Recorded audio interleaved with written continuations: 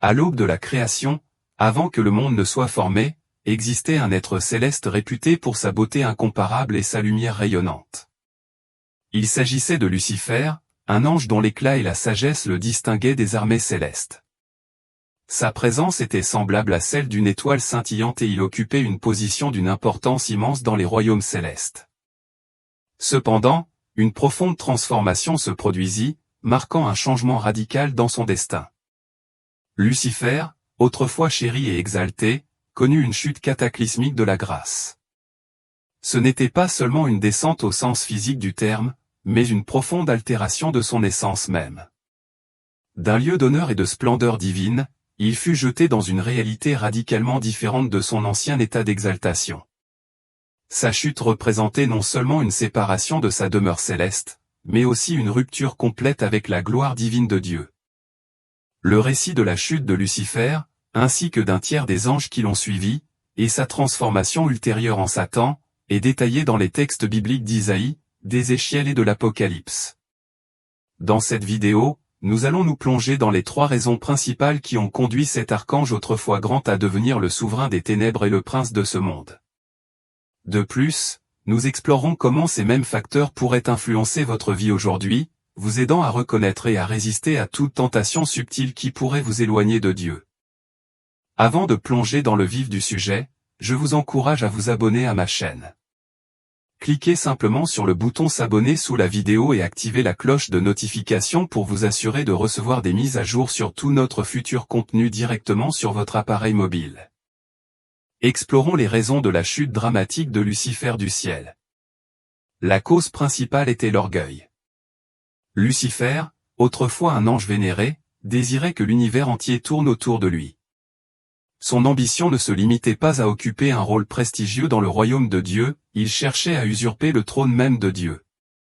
Il voulait que tous les êtres célestes s'inclinent devant lui et l'adorent, s'élevant à un statut même supérieur à celui de son Créateur. Le Seigneur a révélé cette arrogance profonde par l'intermédiaire du prophète Isaïe. L'Écriture décrit les ambitions élevées de Lucifer, « Comment es-tu tombé du ciel, ô étoile du matin, fils de l'aurore ? Comment as-tu été précipité sur la terre, toi qui as abaissé les nations ? Tu disais en ton cœur, je monterai au ciel, j'élèverai mon trône au-dessus des étoiles de Dieu, je siégerai sur la montagne de l'assemblée, sur les hauteurs les plus élevées de la montagne sacrée, je monterai au-dessus du sommet des nuées, je me rendrai semblable au Très-Haut. Mais tu es descendu dans le royaume des morts, dans les profondeurs de la fosse. Remarquez l'utilisation récurrente du pronom « je » dans cette déclaration, je monterai, j'élèverai, je m'établirai, je monterai, et finalement, je serai. Cette répétition met en évidence la profondeur de l'orgueil de Lucifer et son désir insatiable de reconnaissance et d'autorité. Son ego l'a conduit à persuader un tiers des anges de se joindre à sa rébellion, soulignant encore plus son ambition destructrice. Malheureusement, cet esprit d'orgueil n'a pas disparu avec la chute de Lucifer. Il se manifeste dans notre monde d'aujourd'hui, influençant de nombreuses personnes. L'une des idéologies les plus répandues du XXIe siècle est le mantra « Croyez en vous-même ». Cette phrase populaire, reprise par les influenceurs, les coachs et certains dirigeants, implique souvent que nous pouvons atteindre la grandeur par nos propres efforts, indépendamment de la grâce et de la miséricorde de Dieu. Un tel état d'esprit reflète l'orgueil même qui a conduit à la chute de Lucifer, nous rappelant avec force à quel point nous pouvons facilement être influencés par les mêmes tentations destructrices. Certes, chacun de nous possède un potentiel unique, mais il est crucial de reconnaître que le diable est extrêmement rusé. L'ambition de Lucifer n'était pas seulement de surpasser Dieu, il cherchait à être à son niveau, aspirant à partager le même niveau de puissance et de majesté. Ce profond désir d'équivalence avec le Créateur fut une force motrice derrière sa chute et a depuis influencé son approche des êtres humains. Dans le chapitre 3 de la Genèse, nous voyons cette stratégie astucieuse à l'œuvre lorsque le serpent incite Ève à manger le fruit défendu de l'arbre de la connaissance. Le serpent a promis qu'en faisant cela, elle et Adam atteindraient l'égalité avec le Créateur, connaissant le bien et le mal comme Dieu le fait. Cette ancienne tactique d'enflammer l'orgueil humain a persisté à travers les âges, continuant à attiser la vanité et l'importance personnelle. Prenons un exemple courant de nos jours, la quête de milliers, voire de millions d'abonnés sur les plateformes de médias sociaux. De nombreuses personnes s'efforcent d'être reconnues en mettant en valeur leur vie, y compris leur lutte personnelle et leurs détails intimes, en quête d'admiration et d'adoration. Cette quête reflète souvent un désir plus profond d'exaltation et de validation. Il est important de reconnaître que tout le monde sur les médias sociaux n'est pas motivé par l'autopromotion. De nombreuses personnes utilisent ces plateformes pour aider véritablement les autres, partager des idées précieuses ou diffuser le message de la foi. Par exemple, moi et d'autres qui partagent la parole de Dieu avons pour objectif d'atteindre et d'élever des individus dans le monde entier. Pourtant, il est vrai qu'un nombre important de personnes sont motivées par le désir de s'élever et de construire leur propre royaume personnel. Lorsque nous récitons le Notre Père, nous demandons à Dieu, que ton nom soit sanctifié, que ton règne vienne, que tout soit fait pour toi, exprimant ainsi notre désir de voir son règne et ses desseins divins. Cependant, de nombreuses personnes influencées par l'orgueil peuvent prononcer ces mots alors que leur cœur est animé par des ambitions égoïstes qui vont à l'encontre de la prière même qu'elles professent. Si reconnaître ces schémas semble simple, pourquoi les gens y tombent-ils encore? La réponse réside dans l'ego. Notre nature pécheresse gonfle souvent notre perception de nous-mêmes, nous amenant à croire que nous sommes exceptionnels, supérieurs et méritant un traitement spécial. Cette importance personnelle trompeuse est un mensonge profond, contredit par la vérité biblique. Par exemple, dans Ésaïe 41, 14, Dieu fait référence au peuple d'Israël comme au « petit ver de Jacob ». Malgré leur statut de nation élue, ils étaient dépeints comme insignifiants comparés à l'immense puissance et à la majesté de Dieu. Cette image met en évidence la dure réalité selon laquelle, quelle que soit la faveur dont nous bénéficions, nous ne pouvons jamais être égaux à Dieu. La deuxième raison de la chute de Lucifer était la vanité. Sa chute était motivée par une obsession pour sa propre beauté. La Bible décrit comment son cœur s'est exalté à cause de son apparence et de sa sagesse. Lucifer a été créé par Dieu comme le plus beau et le plus glorieux de tous les êtres. Cependant, cette beauté exceptionnelle l'a conduit à l'orgueil. Il désirait l'admiration des autres anges, désirant qu'ils le louent et reconnaissent sa perfection. Cette fixation sur l'apparence physique et l'image de soi reste un outil puissant que Satan utilise pour éloigner les gens de Dieu. Dans Genèse 3, nous voyons comment le serpent a séduit Ève en mettant en valeur la beauté du fruit défendu. Bien qu'il sache que c'était contre le commandement de Dieu, l'apparence agréable du fruit était suffisante pour la tenter. L'attrait visuel du fruit a conduit Ève au péché, illustrant comment l'attrait de la beauté peut éclipser les commandements divins et conduire à la chute spirituelle. Tout comme l'orgueil, la vanité reste un outil puissant pour Satan, trompant des millions de personnes à travers le monde. Il séduit les individus avec des vues et des plaisirs séduisants, s'attaquant à leurs propres désirs et convoitises. Pour une autre illustration biblique, considérons la rencontre du roi David avec Bathsheba. Lorsque David vit Bathsheba se baigner, il fut tellement captivé par sa beauté qu'il négligea ses responsabilités en tant que chef d'Israël et les commandements de Dieu. Sa convoitise le poussa à commettre l'adultère avec elle, ce qui entraîna sa grossesse. Dans une tentative désespérée de dissimuler son péché, David orchestra la mort du mari de Bathsheba, Uri, en l'envoyant sur les lignes de front. Cette série d'actions transforma David d'un roi vénéré en adultère et meurtrier, tout cela parce qu'il était pris au piège par l'attrait séduisant qu'il avait sous les yeux. Il est important de préciser que posséder une beauté physique ou être admiré pour son apparence n'est pas intrinsèquement un péché. La Bible reconnaît que de nombreuses personnes, y compris certains membres du peuple de Dieu, étaient réputés pour leur beauté. Cependant, si vous vous trouvez dans une position d'attrait physique, il est crucial de faire preuve de prudence. Le monde accorde souvent une valeur immense à l'apparence, et le diable exploite cela en tentant les gens à adorer leur propre image. Comme le dit la Bible, l'homme regarde à l'apparence extérieure, 1 Samuel 16h7, et Satan en est bien conscient. Il peut utiliser notre vanité pour nous conduire à la tentation et même au péché d'idolâtrie, où nous finissons par adorer notre propre corps au lieu d'honorer Dieu. La troisième raison de la chute de Lucifer était son extraordinaire pouvoir de persuasion. Poussé par son ambition d'être l'égal de Dieu et d'usurper son trône, Lucifer a incité une rébellion massive au ciel. Ce moment crucial est décrit de manière vivante dans Apocalypse 12, où l'apôtre Jean raconte une vision de ce bouleversement céleste. Plongeons-nous dans ce passage pour comprendre toute l'ampleur de la rébellion de Lucifer et ses conséquences. Apocalypse 12 fournit un récit dramatique du conflit céleste qui a marqué la chute de Lucifer en disgrâce. Il y eut une guerre dans le ciel. Michel et ses anges combattirent contre le dragon et ses anges. Mais ils ne furent pas assez forts, et ils perdirent leur place dans le ciel. Le grand dragon fut précipité, le serpent ancien appelé le diable, ou Satan, qui égare toute la terre. Lui et ses anges furent précipités sur la terre. Malgré l'échec ultime de Lucifer à réaliser son ambition d'être comme Dieu, il réussit à rallier une importante armée céleste pour défier Michel et ses anges. Apocalypse 12 note même qu'un tiers des anges, appelés étoiles dans ce passage, ont choisi de suivre Satan dans cette rébellion, ce qui a entraîné leur expulsion du ciel avec lui. Cela soulève une question importante, comment Lucifer a-t-il acquis une telle influence pour mener une rébellion contre Dieu? Lucifer était en effet un être extraordinaire. Ézéchiel 28 le décrit comme étant orné de toutes les pierres précieuses et oint comme chérubin gardien, avec accès à la montagne sainte de Dieu. De tels attributs attireraient naturellement l'attention et l'admiration des autres anges. De plus, la Bible suggère que Lucifer était doté de capacités musicales, comme l'indique la présence de tambours et de flûtes en lui. Cela implique qu'il aurait pu jouer un rôle clé dans la conduite du culte et l'exaltation de Dieu par la musique. Compte tenu de cela, certains érudits spéculent que Lucifer aurait pu utiliser ses talents musicaux pour influencer et séduire les anges dans la rébellion.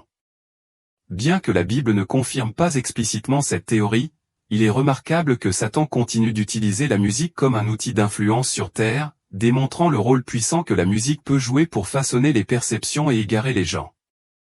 La présence de l'ennemi dans le monde de la musique est plus omniprésente que nous pourrions le croire à première vue. Si nous considérons qu'il était autrefois responsable de la musique au ciel, il va de soi qu'il exercerait une influence similaire ici sur Terre. Au cours des dernières décennies, l'industrie de la musique a connu une croissance explosive, captivant un vaste public avec ses rythmes divers et engageants.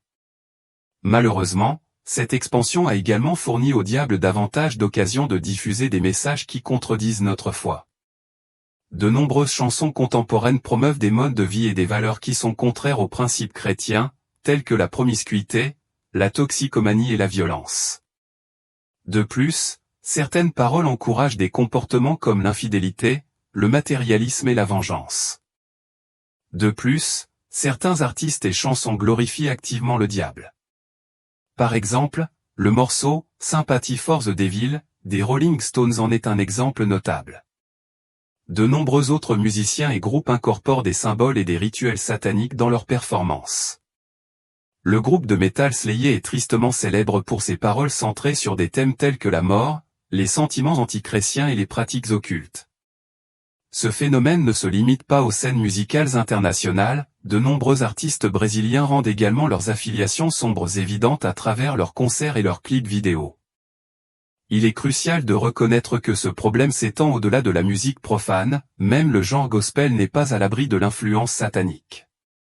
Ici, le diable opère de manière plus subtile et déguisée, mais la présence du mal n'est pas moins significative. Vous vous demandez peut-être, comment puis-je discerner si une chanson gospel abrite une influence sinistre? Il y a 3 indicateurs principaux à surveiller. Le premier signal d'alarme à surveiller est la glorification de soi. De nombreux chants gospel contemporains se détournent de l'honneur de Dieu pour mettre l'accent sur les réalisations et les expériences personnelles. Ces chants mettent souvent en avant les émotions et les luttes humaines, dépeignant le Seigneur davantage comme un prestataire de service toujours prêt à résoudre nos problèmes plutôt que comme l'objet de notre adoration. Une telle approche diminue la centralité de la gloire de Dieu et élève les préoccupations humaines au-dessus de la majesté divine. La deuxième préoccupation est la promotion de la théologie de la prospérité. Certains artistes gospel déforment les enseignements bibliques pour suggérer que la foi garantit la richesse matérielle, la protection contre l'adversité et l'absence de difficultés de la vie. Cependant, Jésus lui-même nous a averti que nous aurions à faire face à des tribulations dans ce monde. Les chants qui propagent l'idée qu'un manque de bénédiction matérielle ou de facilité est dû à une foi insuffisante ou à des défauts divins sont trompeurs. Ils servent d'outils de tromperie, encourageant les croyants à remettre en question la bonté de Dieu ou la force de leur propre foi lorsque les choses ne se déroulent pas comme espéré. Le troisième problème est l'absence d'un fondement biblique solide. De nombreux chants gospel d'aujourd'hui ressemblent de façon frappante à la musique romantique ou de la culture pop, caractérisée par des paroles et des mélodies accrocheuses qui, bien que plaisantes, ne parviennent pas à transmettre la vérité biblique substantielle. Ce type de musique peut créer un sentiment superficiel d'entrer dans la présence de Dieu, mais ne parvient pas à nourrir nos âmes ou à favoriser une véritable connexion avec le Saint-Esprit. Il est essentiel de discerner si la musique reflète vraiment la parole de Dieu et favorise un engagement spirituel plus profond. Pour conclure, revenons sur le thème central de ce message, la raison de l'expulsion de Lucifer du ciel. La chute de Lucifer est due à son ambition d'être l'égal de Dieu, un désir qui était totalement inaccessible. Malgré ses efforts et la tromperie ultérieure de nombreux anges, son aspiration révèle une vérité fondamentale. Il est crucial pour nous, en tant que croyants, de bien comprendre la parole de Dieu et de reconnaître les stratégies trompeuses employées par l'ennemi. Plus nous exposons la vraie nature de Satan, plus il devient clair qu'il est l'antithèse du Christ. Lucifer a cherché un trône dans les cieux, mais Jésus a choisi l'humilité et est entré dans le monde dans une mangeoire, montant finalement un humble ânon. Alors que les intentions de Satan étaient d'apporter la destruction à l'humanité, Jésus est venu offrir sa vie aux pécheurs. Les plans du diable mènent toujours à la ruine, alors que Jésus promet la vie éternelle à ceux qui croient en lui et se détournent de leurs péchés. Le désir orgueilleux de Satan d'être l'égal de Dieu contraste fortement avec l'acte de renoncement à soi de Jésus. Jésus a mis de côté sa gloire divine pour devenir l'un d'entre nous et a assumé le rôle d'un serviteur, ce qui a culminé dans sa mort sacrificielle sur la croix. En raison de son humilité, Dieu l'a exalté au-dessus de tous, et aujourd'hui il est assis à la droite du Père. Puissions-nous nous efforcer d'imiter son exemple. Lucifer était un ange majestueux, réputé pour sa beauté et sa sagesse. Pourtant, son aspiration à rivaliser avec Dieu a révélé son orgueil et son esprit rebelle. Ce désir a non seulement conduit à sa chute, mais reflète également la tentation perpétuelle de l'humanité, le désir de dépasser nos limites et d'atteindre un statut divin. Cette tentation se manifeste dans de nombreuses formes de péché humain, où l'orgueil, la poursuite du pouvoir et le désir d'adoration viennent au premier plan. En revanche, Jésus-Christ incarne l'exemple ultime de l'humilité et du service. Né dans une humble crèche, il a adopté une vie de simplicité et a finalement choisi la voie du sacrifice plutôt que le pouvoir et la gloire terrestre. La vie et les enseignements de Jésus s'opposent totalement aux valeurs promues par Satan.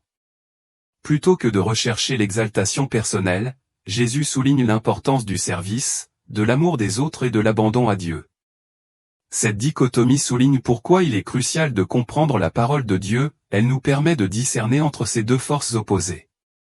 Alors que Satan cherche à tromper et à égarer les gens en faisant appel à l'ego, à la vanité et au désir de pouvoir, la Bible fournit la sagesse et les conseils nécessaires pour résister à ces tentations. Satan est souvent décrit comme une force de désordre, de chaos et de destruction, résolue à corrompre la création de Dieu et à éloigner l'humanité de la vraie foi.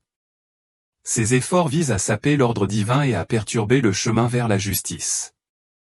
En revanche, Jésus apporte un message de rédemption et l'opportunité de se réconcilier avec Dieu, offrant le pardon même face aux fautes et aux péchés humains.